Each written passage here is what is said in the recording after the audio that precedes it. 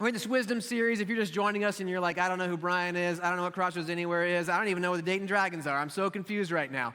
It's okay. We're glad you're with us. You're joining us, so you know, in the last part of a wisdom series. We got this week and next week. We've been looking at the wisdom literature in the Bible. That's what that video just talked about. Primarily, that's Proverbs, Job, and Ecclesiastes from the Old Testament. And today, we're asking, what does it look like to find and apply God's wisdom to the most complex problems and issues in our life and in our world? The ones that we're like, I have no idea how to handle this.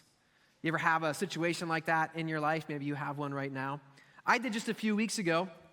I was supposed to actually start this whole wisdom series, kick off the whole thing. I was so excited about it. And then I got sick, and Paco had to fill in for me. Anybody remember that? By the way, Paco, great job. Thank you. Did amazing. I don't know what you would say if someone was like, hey, in basically 2 hours, can you go talk to tens of thousands of people about the Bible, just kind of off the cuff? And he was like, sure. That's what he said. It was amazing.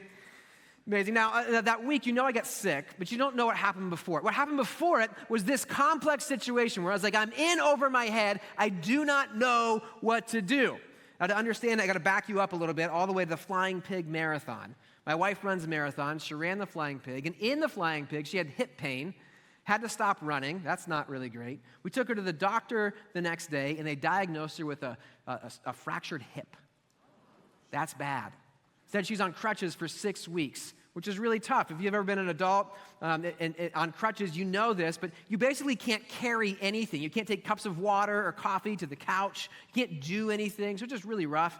Now, the week before I was supposed to teach, that's the Sunday, the week before, on the Wednesday, she was supposed to get off crutches. She was going to go back to the doctor. That's what they had told us. 6 weeks, ends on Wednesday. And so on the Monday, before that Wednesday, we decide now is the right time to get a puppy. Allow me to help you for a minute. If in your life you're thinking, is now the right time to get a puppy? No, it is never the right time to get a puppy, ever. Unless you're like, I want a toddler with teeth that's faster than me. It's basically a puppy. I'm like, right, I got 2 days. I can handle Monday to Wednesday. I can handle the puppy by myself, right? All I got to do is make it to Wednesday. But on Wednesday, Sarah goes back to the doctor, and they say, actually, 4 more weeks on crutches. I know, you feel so bad for me, right? Rough. Thursday night, Gracie wakes up sick. She's puking in the middle of the night. I'm up all night with her. Friday, I think we're okay. I think we've passed it. I'm working on my message. I'm getting ready. Saturday morning hits, and within about an hour, Ben, Eli, and Sarah all start just erupting. That's all I can, it's like Barfenheimer, if it was a movie, just explosions. I don't know what to do. I'm doing my best, right? I got the dog peeing on the carpet. I got 3 people puking. So this is what I did. This is what I did. I was like, Sarah, you're upstairs. There's a bathroom up there. You can crutch your way as fast as you can. That's the best we got. Eli, you can have the middle floor, this bathroom there. My only request, this will matter later, do not puke on the couch. Make it off the couch, make it to the toilet. That's all I ask. And then Ben, I put Ben in the basement. There's no bathroom down there, so I found a red bucket, and I gave it to him. And I said, I'll be by every once in a while to empty it. This is that bucket.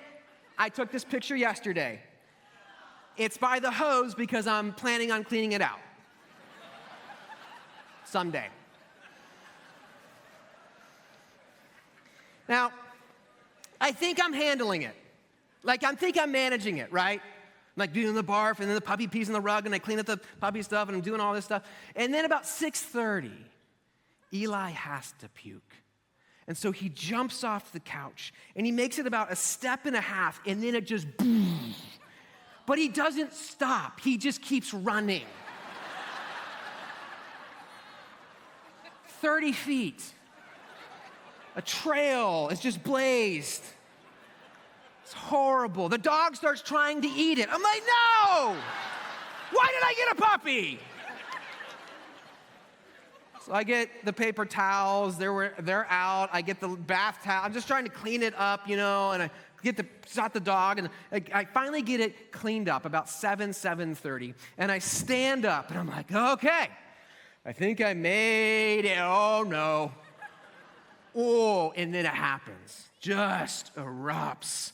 Awful, awful. Now, the question I've gotten asked the most when I tell this story to people who don't want to hear it, which is the only kind I've found so far, is Kyle, was it like both ends? You know, was it both ends? Right. Yeah, yeah, it was. Now, you might be sitting there going, what does that have to do with wisdom exactly, the series that we're in? First couple things. One, maybe when you're thinking, is it the right time to get a puppy? The answer is no, okay? Don't get a puppy, ever. 2, red buckets really work in a pinch. And 3, if you're ever sick and you need someone to fill in you at work, call Paco, because that worked for me, okay? And then lastly, I know that there are places in our lives, right, we all feel this way, in over our heads. I don't know what to do. I don't know how to solve it. And for a lot of us, those places and those situations are much more serious and long-lasting than a bone that's going to heal or a stomach bug that you're going to get over in a few days. They're issues that we've been wrestling with for weeks, for months, sometimes for years. They're these big problems, the complex places, the places where we go, God, if you have wisdom and I could have some, I sure would like it in this situation in my life, the complex ones. There's kind of 2 types of these, as a by the way. There's the external complexities in the world that we as the church are actually called to. I don't know if you knew that. It says it in this book. If you haven't picked one of these up yet, definitely get it. It's super, super cool, super interesting. And I love what it says right inside the cover. It says, why we go. When it comes to solving the big problems of injustice, poverty, and exploitation, people often think that someone else will step in. Congrats, your name is someone else. This is what God says to the church. He says these massive, complex problems that governments can't solve, that no one knows how to deal with, that's actually your business to go run after. It's like, whoa, how? How would I do that? And then there's the internal ones, the ones that are inside of our lives, inside of our homes, you know, from what career should I choose, what college should I go to, what major should I pick, to who should I date, to how do I know when to get married, how do I know who the right one is, to what do I pick for a career, to is it time to switch careers, to should I have kids, how do I parent a 2-year-old, what about a 12-year-old, what about my 16-year-old who's dealing with problems I've never dealt with in my life, how do I handle these situations? And I find these are the places where we get stuck in life. We can end up paralyzed, not knowing what to do, because the complexity is just overwhelming. And the world's not helping us with this. See, the world is actually an increasingly complex and constantly changing place, and it hasn't always been that way. The world's always been somewhat complicated, and sociologists are starting to recognize this and explain it this way. They say complicated is kind of like a car engine.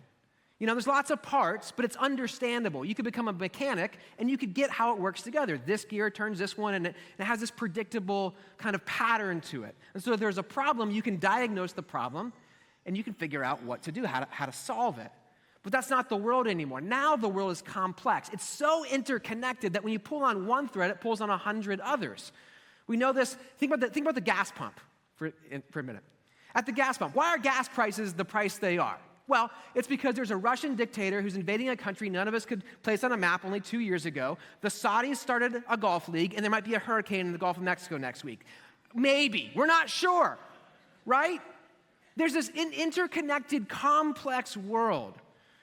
One of my favorite thinkers on leadership is a guy named General Stanley McChrystal. He led the Joint Task Force in the war in Afghanistan, and that was kind of the tipping point where warfare went from complicated to complex.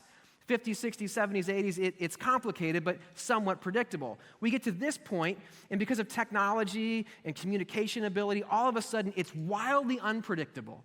And so he wrote this book called Team of Teams, kind of giving leadership lessons on how to think about, understand, come to terms with, and deal with this complexity. He wrote this: the technological changes of recent decades have led to a more interdependent and fast-paced world. This creates a state of complexity. Complexity produces a fundamentally different situation from the complicated challenges of the past. Complicated problems required great effort, but ultimately yielded to prediction. Complexity means that, in spite of our increased abilities to track and measure, the world has become, in many ways, vastly less predictable. Isn't it interesting? So many more of us now feel stuck in some of these big questions. What's my purpose in life? What career should I pursue? Who should I marry? Than ever before, despite the fact that we have more access to expert knowledge than ever before. You can go on YouTube and watch videos until you die about any topic you want to know about. You can read articles, you can access data, you can sort through all of it, and yet many of us are still stuck in these places and problems.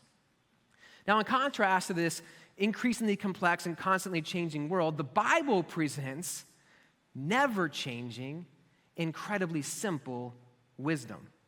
Here's an example from the book of Proverbs. This may be the most famous proverb. It's certainly in the top 5 or 10. Proverbs 3:5-6. Trust in the Lord with all your heart, and lean not on your own understanding. In all your ways submit to him, and he will make your paths straight. Now, the unchanging part's pretty clear, right? I mean, that hasn't changed in 3,000 years since it was written. And Job, Ecclesiastes, Proverbs, all about 3,000 years old. In fact, the newest wisdom in the Bible, the stuff that Jesus said, the stuff in the New Testament, that's 2,000 years old. Hasn't changed at all since. That means it doesn't know about our modern culture. It doesn't know about the current geopolitical environment. It doesn't know about Twitter or Threads or TikTok. It doesn't know about democracy, capitalism, postmodernism, Post Malone. Nothing. Knows nothing about it. It's unchanging. But did you also know how simple it is? See, it's incredibly, radically, ridiculously even simple. In the advertising world, there's this kind of common knowledge about 7 words or less. And the idea is if you want to get your message communicated, your brand promise to people, you have to communicate it in 7 words or less. Your slogan, your billboard, whatever. If you use more than that, that approves. People will just ignore your message. Has to be 7 words or less. And so I was curious with Proverbs. How many words is the average proverb? I skipped 1 through 9 because that's kind of like the introduction to Proverbs. They're not really structured the way that the classic proverb chapters are. So I took Proverbs chapter 10, our classically structured proverb chapter, and I counted the words. And guess how many words the average proverb has? No, not 7. It's actually 16.3. And then I remembered something, though. The Bible wasn't written in modern English. It was written in ancient Hebrew. So I went back to the ancient Hebrew, and I counted again. And guess how many words the average proverb has in its original language? 6.85. It's fascinating. It's so simple. And a reasonable question to ask, isn't it foolish to rely on such simple, unchanging wisdom when facing the problems of the modern world or increasingly complex, constantly changing world? Isn't that silly? And I bring this up because I think this is how it feels to us. And so it's worth vocalizing that feeling, vocalizing that question, because we just tend to ignore it when it feels so simple. As a pastor, I get to counsel people from time to time. They'll come to me with problems and questions. And by the time you get to me, it's not like a low level, like, hey, man, I was just kind of casually wondering about. It's like, my life's on fire. I don't know what to do in this situation. What do I do? And they always start with that. They're like, I just have no idea what God would want me to do. And can I tell you that almost 100 times out of 100 when I sit down with them, yes, they do. They do. I rarely ever give them insight into the Bible they haven't heard before. They already know it. It's just so simple that they're discounting it, completely overlooking at it. Today I have one goal. It's just to convince you, hopefully, that God's unchanging simple wisdom is actually the only thing that can give you stability and help you through the most important challenges of your life. It's the only thing. You can think about it like an ice skater. You watch the Olympics, the ice skaters, they rotate fast and fast, around and around and around and around and around. And you're like, how do they possibly stay upright? Well, the trick is you pick a simple, unchanging spot to focus on, and you don't take your eyes from it. And no matter what happens, what craziness swirls around, you remain balanced. That's the wisdom of God for us. That's the wisdom of God. See, the myth of wisdom, I think, is that wisdom equals the ability to understand complexity. That if I were truly wise, I would be able to look at an issue in my life, understand every angle, analyze everything, get all the expert inputs, put it all together, put it into a math formula, and somehow know exactly what to do. The thing that I'll not just be happy of with this year, but 2 years from now, 3 years from now, 5 years from now. That's what wisdom is, understanding complexity. Well, not in the Bible. That's not what it is. In Matthew chapter 5, Jesus gives the longest section of wisdom uninterrupted that he ever gave, or at least that we have recorded.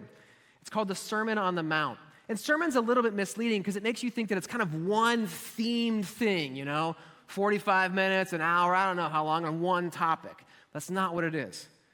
I actually think it's Jesus giving us his Proverbs. It lines up really well with the way Proverbs are structured. It's kind of like little nuggets of wisdom after little nuggets of wisdom, like just thing after thing. It's a lot of his most classic teaching that's 100% original to him is in this one section, the Beatitudes. Blessed are the poor in spirit. The idea of being salt and light. The call to go the extra mile, to love your enemies, to not judge, to not worry. The call to follow the narrow way versus the broad path, and a whole bunch more. They're all kind of packed in there. And not coincidentally, at the end of this whole section, Jesus goes directly to the main contrast of all wisdom literature, which is the wise versus the fool. See, the Bible sets out this picture. It says, you and I, end up either as wise or as a fool. There is no middle ground. No, there's nothing here. And I think most of us wish that that was the case. Most of us, we don't want to be a fool, but we're not necessarily willing to do what it would take to be wise because of the high call of the Bible. And so we just try to land here, but that's not an option. You will become one or the other. This is how Jesus ends the Sermon on the Mount, Matthew 7. Therefore, whoever hears these sayings of mine and does them, I will liken him to a wise man who built his house on the rock. And the rain descended, the floods came, the winds blew and beat in that house, and it did not fall, for it was founded on the rock. But everyone who hears these sayings of mine and does not do them will be like a foolish man who built his house on the sand, and the rain descended, the floods came, the winds blew and beat in that house, and it fell, and great was its fall. Jesus says the dividing line between the wise and the fool is not the person who understands all complexities, the person who's done the detailed analysis, researched everything thoroughly, gets all of it, considered every angle. That's not it. And it's not the person who treated these statements, love your enemies, as like book titles. Oh, what an interesting idea to explore at a later time with more depth. He says it's the people who took what he just said and actually apply them, actually start trying to do them. See, the wisdom of God is oftentimes 7 words or less. In fact, in my life, when it's come to those key moments, I can say I've never heard more than 7 words, ever. And I've waited. God, are you going to give me more? No, not until you act on these. This is the wisdom of God in the Bible. And if that seems backwards, why would God equip us to confront this complex world and this complex problem with such simple wisdom? Isn't that backwards? I would say, yeah, it's totally backwards. Totally backwards. But should we expect anything else from the God who said if you want to be first, you got to be last? The God who said if you want to save your life, you got to lose it? The God who looked at the world and said this place needs rescued, and rather than send some giant warrior, sends a baby born in a barn in a nowhere place in a nowhere corner of the world. That's the God of the universe. He confounds the wise of this age. And he says if you want to enter into my kingdom, you've got to become like a child.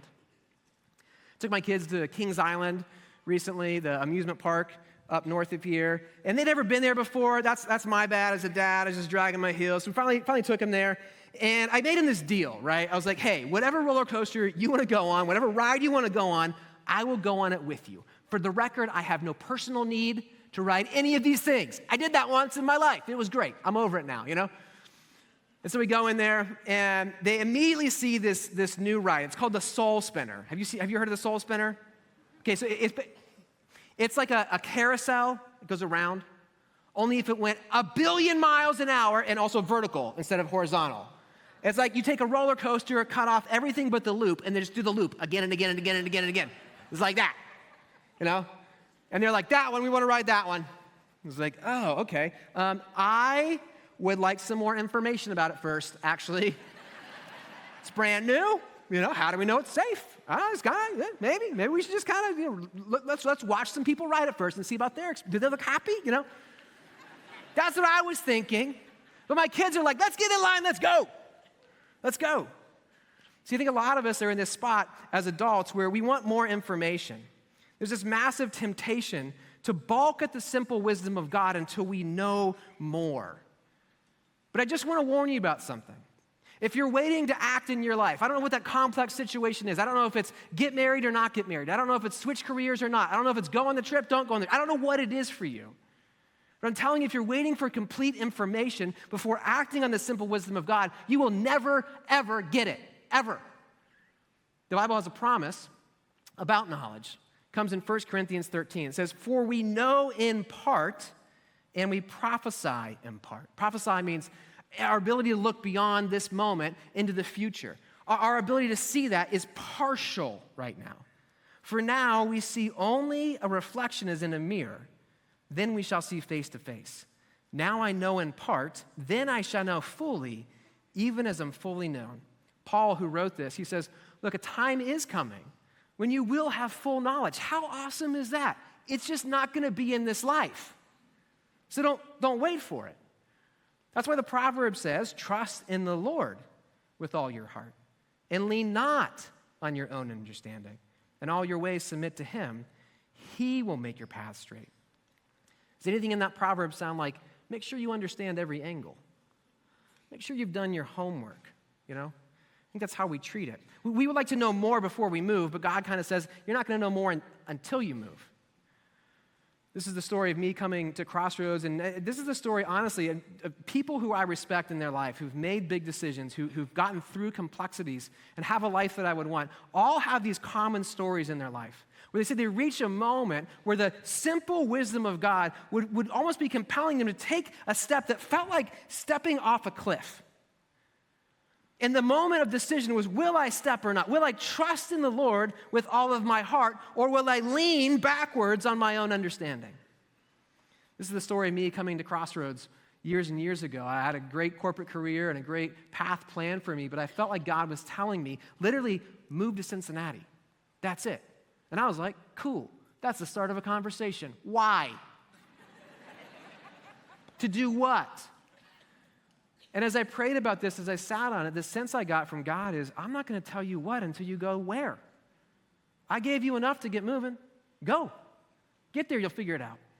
And so I told people in my life, wise counsel, I said, hey, this is the call that I'm feeling. I think I'm supposed to go into ministry. I think God's saying, quit my job, move to Cincinnati. What do you think? And they were like, yeah, that sounds like the right thing to do. And I was like, okay, maybe I said something wrong. I don't have a job there. I don't know what I'm going to do there. But that was the moment. Move, go. And I had to decide, will I step off the cliff or not? Will I trust God, or will I lean back on my own understanding? When I taught my kids to swim, I took them to my parents' pool. They have like a classic kind of diving board that goes out, you know? And I would take them all to the end of the diving board. I put them on the diving board, and then I would get in the water like this. And I go, okay, just jump. Go ahead. And all of them did the same thing. Maybe your kids, they walked to the edge and they were like, okay, actually, Dad, a couple questions first. Just checking. So you're going to catch me. Yes, I'm totally going to catch you. You're not going to let me go underwater. I will sure attempt to not let you go underwater. If you do a little bit, I'll pull you right back up. It's going to be just fine. Okay. I just want to review that one more time. You're going to catch, like, it was just like that every time, right? This hesitancy. And I think about some of us in this room. We're in that moment of our life where we're on the end of the diving board. And God's in the water like, okay, come on, let's go. And we're like, I got a couple questions. I just want to make it just a couple questions for you. And it can feel like, isn't this wise? You know? Isn't it wise? To make sure that we really are supposed to follow these directions of God. Isn't it wise to wait on the Lord? That's in the Bible. And it is. It's actually in the Bible all over the place. But I'll tell you, as I've been researching and digging into this and talking to other pastors, I've yet to find a single place where there's an example of somebody in the Bible who God calls to wait until they get more information. You won't find that scene. What you will find are verses like this one in Isaiah 40:31. It says, but those who wait on the Lord shall renew their strength. They shall mount up with wings like eagles. They shall run and not be weary. They shall walk and not faint. See, the word wait in Hebrew is kavah, and it doesn't have connotations of stillness. It actually has connotations of activity, of motion. There's this forward-leaning anticipation and excitement in it. Henry Nouwen is a famous Dutch Catholic theologian who wrote about this concept of waiting. And he says the best picture for understanding it is actually the trapeze in the circus. So one day the circus came to town, he saw the trapeze act, and he was like, man, this is really cool. I want to understand it. And so he befriended the guy who ran the troupe, a guy named Rodley, and just asked him questions about how it works. And Rodley told him in the trapeze act, there's two roles. There's the flyer, the person who jumps, and then there's the catcher. This is their conversation. How does it work, I asked. The secret, Rodley said, is that the flyer does nothing and the catcher does everything. When I fly to my catcher, Joe, I have simply to stretch out my arms and hands and wait for him to catch me and pull me safely over the apron behind the catch bar. You do nothing? I said, surprised. Nothing, Rodley repeated. The worst thing the flyer can do is try to catch the catcher. I'm not supposed to catch Joe. It's Joe's task to catch me. If I grab Joe's wrist, I might break them or he might break mine, and that'd be the end of both of us. A flyer must fly, and a catcher must catch. And the flyer must trust with outstretched arms that his catcher will be there for him. The flyer does nothing. You just wait. You jump. You hope with outstretched hands. God, would you catch me? If you have yet to have a moment in your life where it's felt like that, God, I'm following you in this, I think, I hope, then you have yet to experience the fullness of faith. There's more for you. You have yet to move. There's wisdom of God that could compel you forward. Job 11, one of our pieces of wisdom literature, says, surrender your heart to God. Stretch out your hands to him. It's that picture, the same exact picture. And if you think about that in motion, kind of I'm waiting for you to catch me and get me moving thing, all of a sudden Isaiah 40:31 reads differently. But those who wait on the Lord shall renew their strength. They shall mount up with wings like eagles. They shall run and not be weary. They shall walk and not faint. God says, if you'll trust me, if you'll take the leap, I have a promise for you. Either you're going to fly, you're going to run, or you're going to walk. He says, for some of you, if you'll trust me, if you'll take the leap, I will catch you in midair and I will enable you to fly right over that problem. You will be amazed how fast it passes. You'll be amazed how fast I get you through it. Others of you, you're not going to fly over it. That's not what I have for you. But when I catch you in motion, we're going to set you down and you're going to run right through that thing like a bulldozer. He says, others of you, you won't be able to fly over it. You're not going to run through it, but I promise I will catch you, I will set your feet firmly on a straight path, and you will walk through it, and you will not stumble. This is the promise of God to the wise. This is the dot I want to connect to you. The wise. See, if you're doing something and following God in wisdom, it's going to feel like foolishness to the world, but it's wisdom to God. It's wisdom. That verse doesn't say, but those who wait on the Lord shall keep doing their research until they find the right answer. But those who wait on the Lord shall eventually hear a magical voice that tells them what to do with certainty. But those who wait on the Lord shall one day earn more treasure in heaven for being cautious. Doesn't say that. Doesn't say it. You know, I got to talk at one of our college nights, actually a few of them at Uptown back in the spring, and it was such amazing interactions, and some of them I just did open Q&A. Hey, just kind of ask me anything. And a lot of the questions you get from college students are the things you might expect, these kind of big questions, you know. What should I major in? And I don't know if I should stay here. And how do I know what job to pick? And I've been dating this person, and I don't know if we should get married or not. And how do you know? And what's my purpose in life? All these monumental, complex issues, right? And one kid at the end of it, he asked me this question that I love. He said, how do you know that you're making the right decision? And I said, oh man, that's a great question. You don't. That's the life of faith. It's not called certainty for a reason.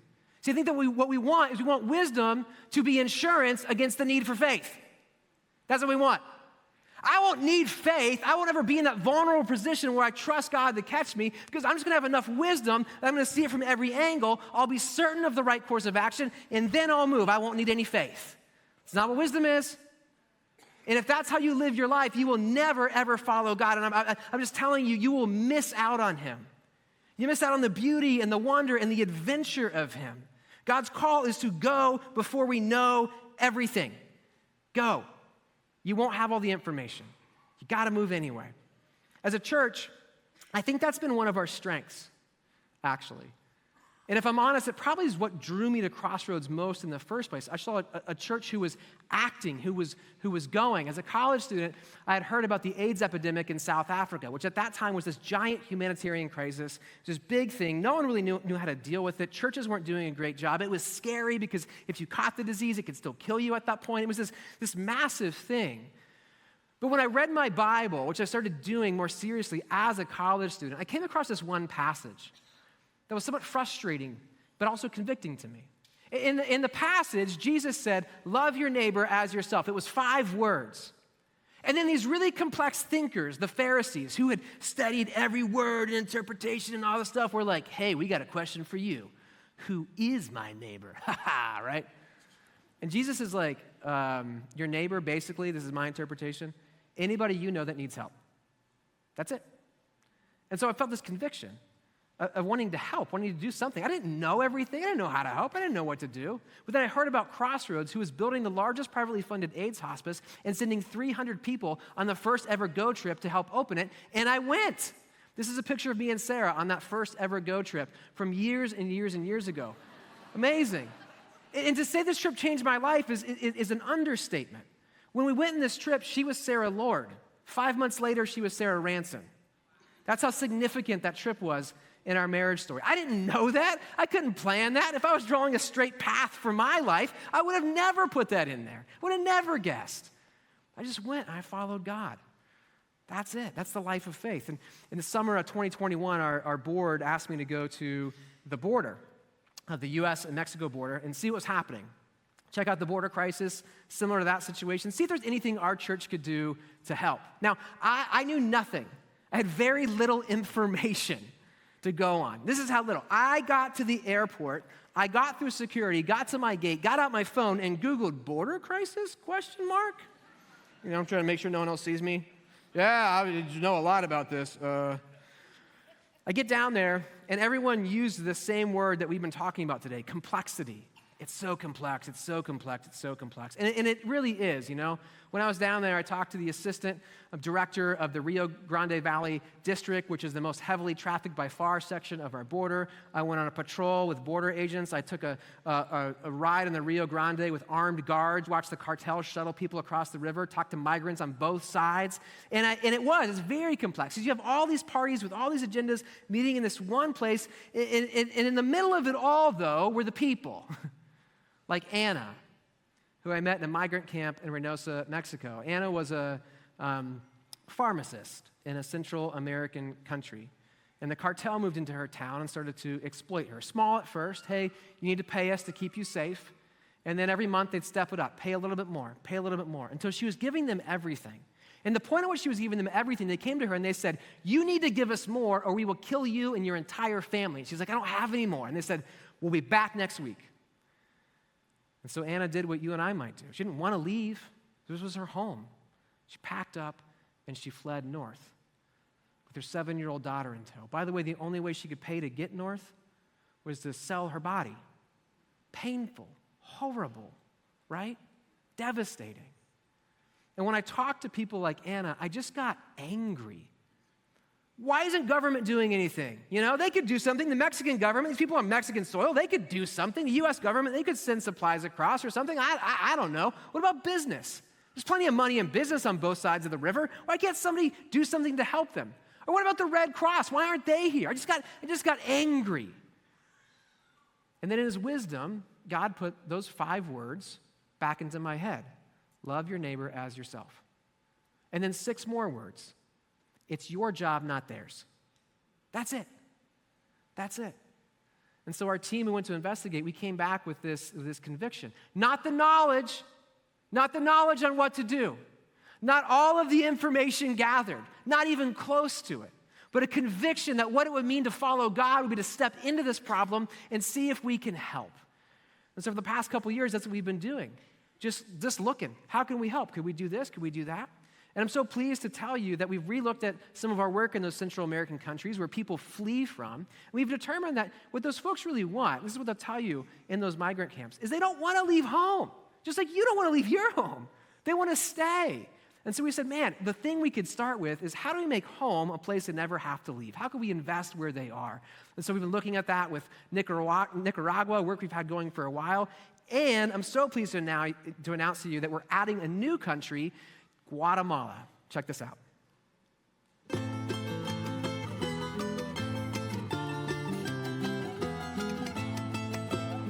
So some people might be wondering why Guatemala. This part of the world, known as the Western Highlands, is one of the most afflicted areas with poverty in the entire world. See, this area is full of not just any type of poverty, but systematic and generational poverty.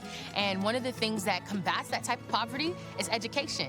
See, when you are living in poverty, you don't have access to education, you don't have good jobs, and you don't have really a way to get out of that systematic and generational poverty. And so we've partnered with an organization down here in Guatemala that is looking to change that narrative. See, 1 in 3 Guatemalans are illiterate, and that number actually used to be 2 in 3 Guatemalans are illiterate, because we know that when folks have education, when people have access to education, when people have access to technology, they can have better careers, they can have better jobs, and we can change the narrative of this generational poverty that exists here. We're coming alongside an organization that wants to go, and Crossroads is so excited to be a part of that going, because we know that we really can change the world.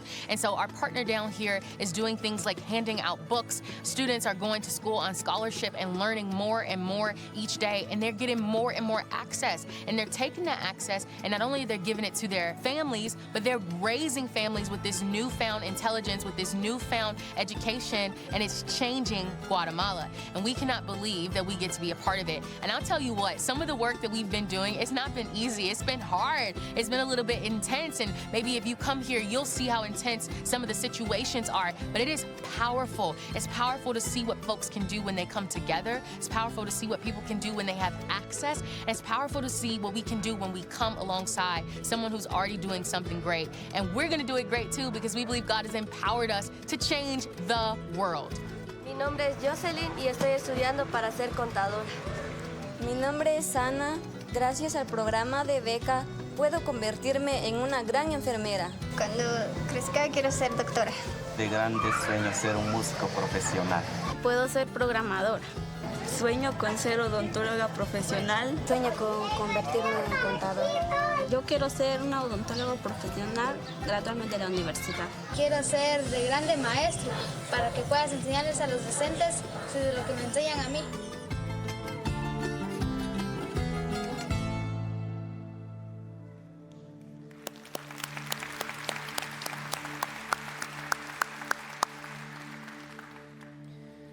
I don't know where in your life God's calling you with wisdom. Maybe it's to another country, maybe it's to go on a trip, or maybe it's an internal issue in your life. Maybe it's He's calling you to the trouble in your marriage to finally do something about it. Maybe He's calling you to get closer to your kid, that one who you just don't connect with at all. Maybe He's calling you to rethink your career choices. I don't know what it is, the big complex problem. I just promise He's going to send you into it with simple instructions. Now, I know there may be one last objection you have. You might be going, Kyle, I get it. I'm not going to know everything, and God's not really going to be okay with me just waiting, knowing something but not doing anything with it. That seems obvious. But Kyle, I don't have what I need.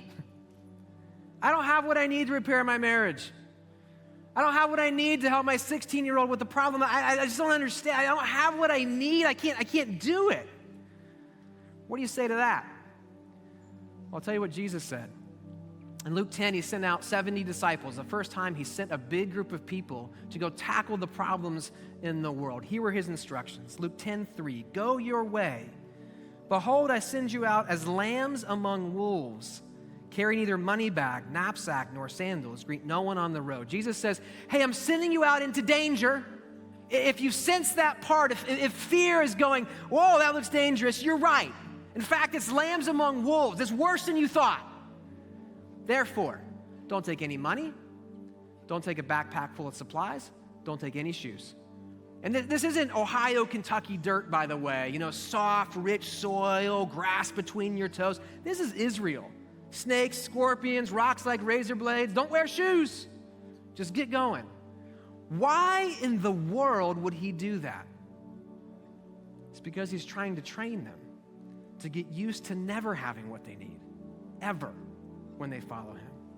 See, in your life, the situation God's calling you to, the place he's saying, step into my wisdom, as simple as it may be, you will not have what you need. When he says it's time to go, you'll look around and go, I don't have everything. And he'll say, that's cool, let's go, let's roll. And if in that moment you try to say to him, God, I don't have the money it would take to fix this situation, he'll say, that's okay.